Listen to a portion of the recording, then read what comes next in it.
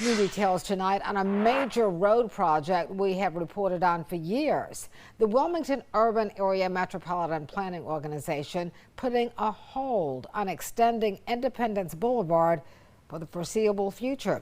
WECT's J.C. Caldwell looking into this update for us tonight. J.C., the project would extend Independence Boulevard to the MLK Parkway. Yeah, Fran, so nearly 2 miles starting from Randall Parkway. Officials say the goal of the project is to improve traffic in one of the busiest parts of town. 2 different options for the project have previously been suggested.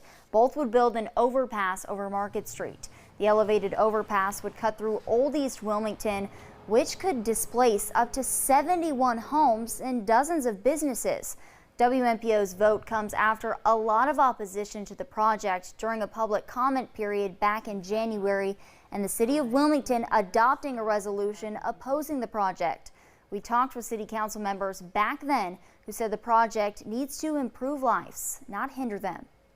It was going to displace a lot of residents and a lot of businesses, and most of them were some of our most vulnerable residents who probably not only wouldn't be able to find another house in Wilmington, but probably would have to, leave the area.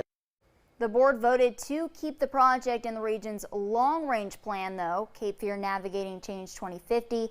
A WMPO spokesperson says they'll work to find another solution to improve travel. J.C. Caldwell, WECT News.